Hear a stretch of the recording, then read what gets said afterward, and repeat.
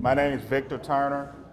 I'm the Director of the Department of Housing and Neighborhood Programs for the City of Little Rock. And Kevin Howard is our Community Development Manager. He's going to walk you through not a new product, but it's something the City of Little Rock hasn't done in over 10 years, providing down payment assistance. And so we're excited about doing it. Hopefully it goes really well. We need you all's help in helping making it a success and even better. So bear with us if there are some glitches as we re-implement the program. We thought it was a need in Little Rock to offer down payment assistance.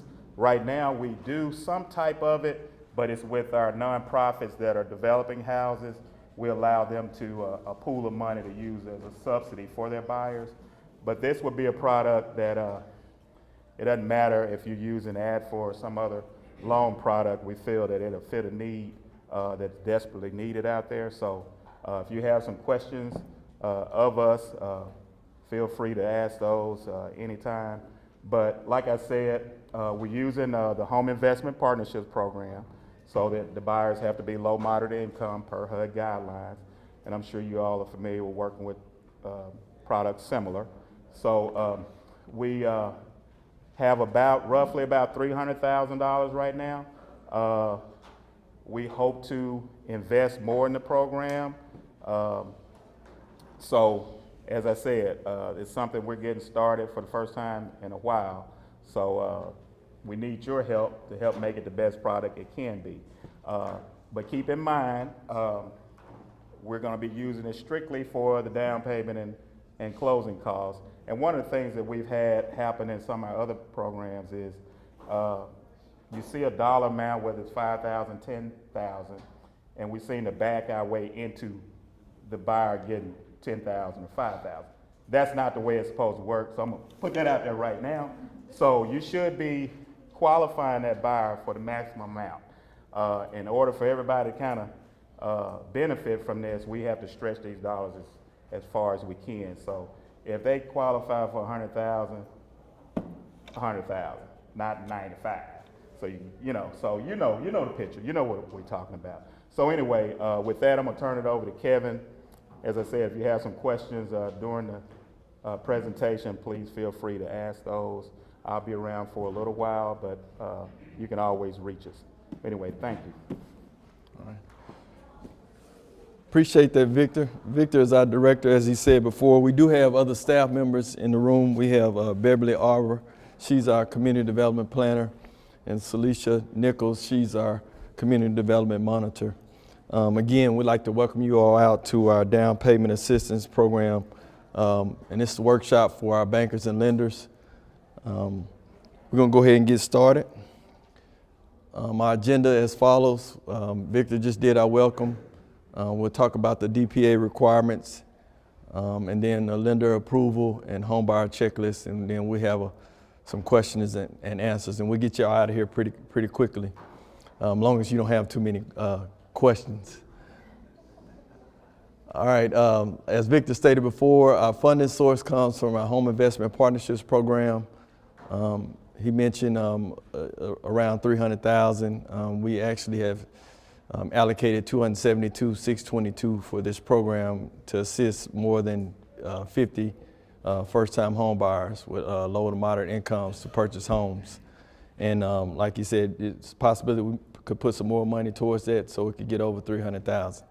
The U.S. Department of Housing and Urban Development home program funds to go to states, local municipalities to promote home ownership and affordable housing activities for low to moderate income residents.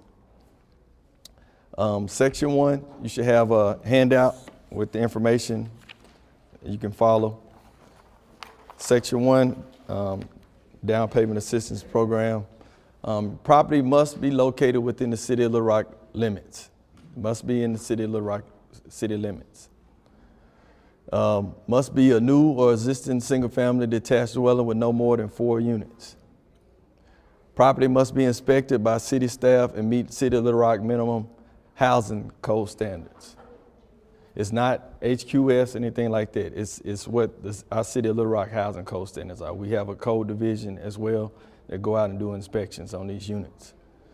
If the dwelling is pre-1978, a lead-based paint inspection and risk assessment is required.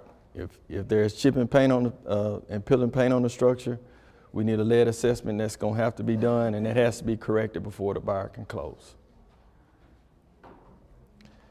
Section 2, buyer eligibility.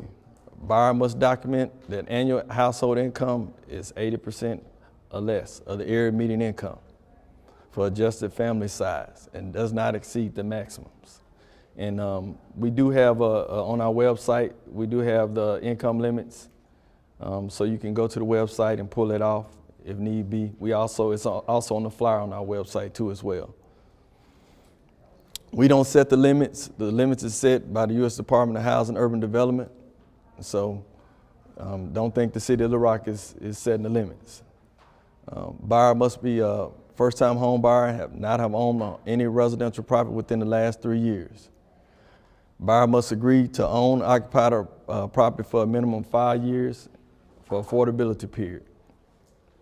Buyer must complete a home buyer counseling course accepted to the city of Little Rock. And that has to be a HUD-approved home buyer counseling course. Section 3, down payment assistance to any buyer or any property may not exceed 6% of the purchase price, not to exceed $5,000. The assistance will be structured in the form of a forgivable loan, and the DPA documents will be prepared by the city of Little Rock. The loan is forgiven over equal installments of 60 months. Mortgage subsidy assistance from the city may not be used in conjunction with the down payment assistance program fund. So like Victor stated before, we do have CHODOs that develop houses, and you cannot mix and match those. You either get one subsidy from either program. The forgivable loan cannot be used to assist refinancing for existing homeowners. So you can't use this for if a person is refinancing a home loan.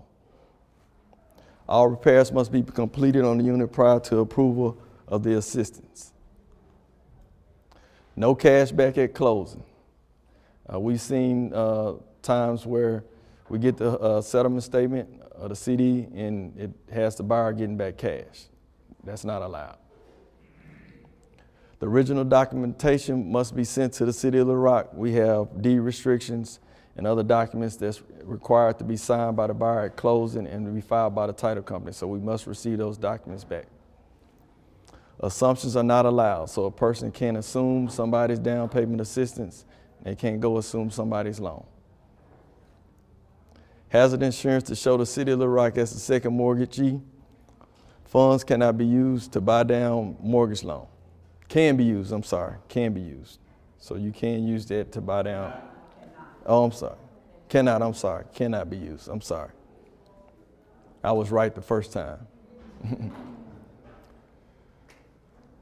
All right, section 4, policies and procedures. So this is how you get started. If you got a home buyer that's requesting, that need DPA, first thing, the lender would need to make application for assistance.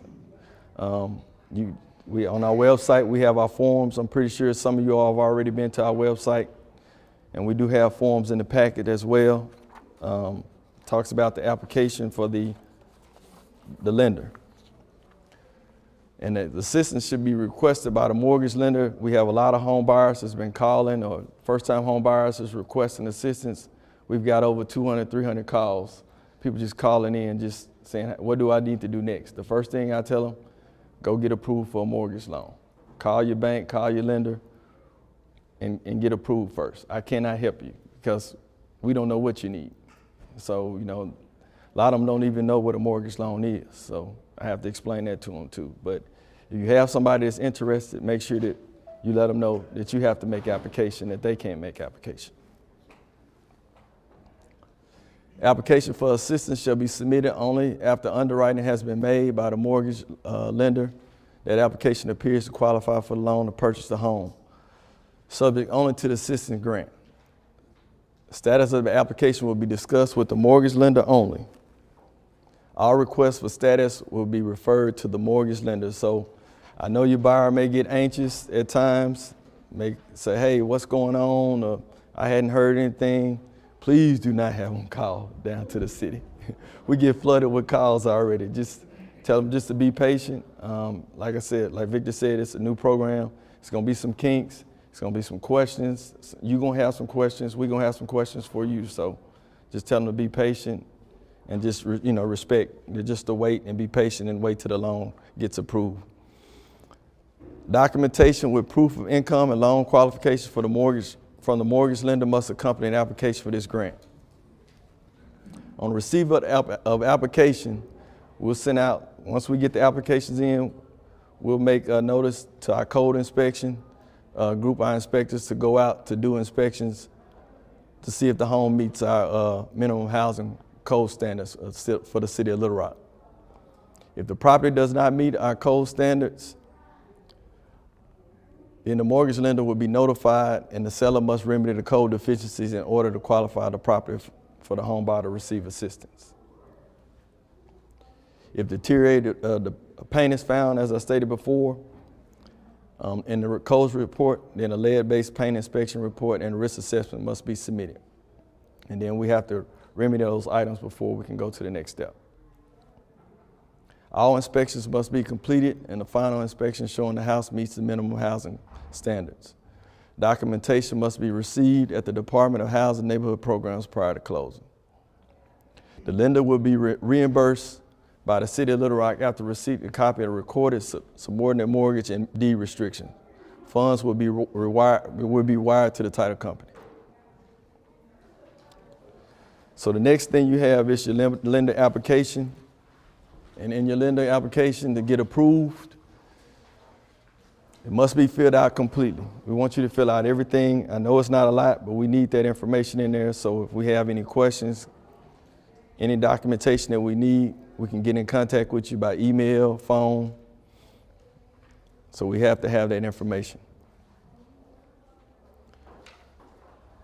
SAMS.gov is what the federal government used to find out if a person has been debarred or any entity has been debarred from using federal funds.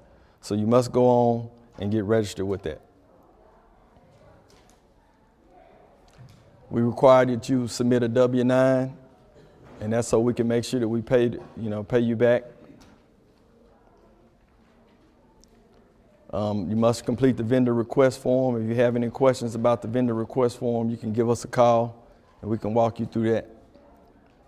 And you can email this information back. You can email it back to us.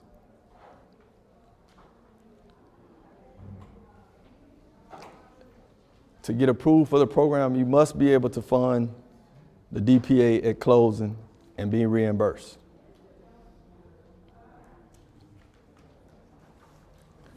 Homebuyer checklist. The homebuyer checklist is an important document to us.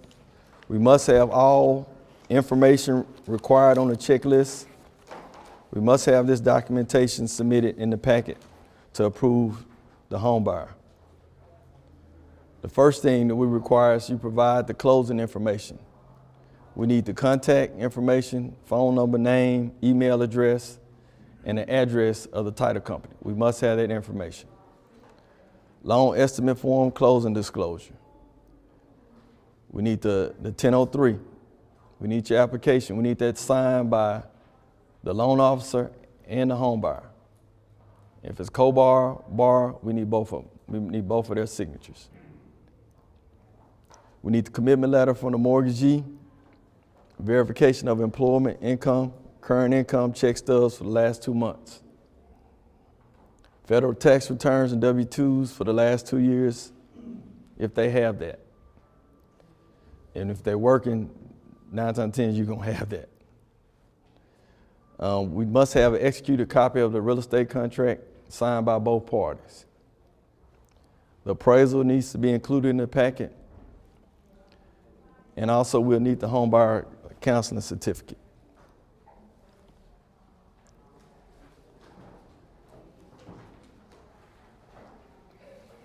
Common mistakes that we see. One is that we see that the closing agent and the title company is not put on the packet. It's not in the form.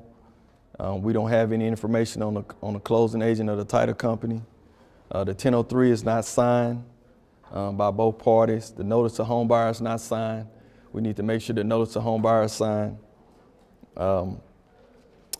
We also find at times we get partial of the packet. We don't get the whole packet. So when we don't get the whole packet, it's hard for us to go through the packet and actually give you a date as far as when we'll have the underwriting finished. If we have to wait on something, that puts us back more days. If we got multiple home buyers coming in at one time, we have to put you back at the end of the line. So when you send that packet in, make sure you have everything in that packet. That'll help get your home buyer process faster.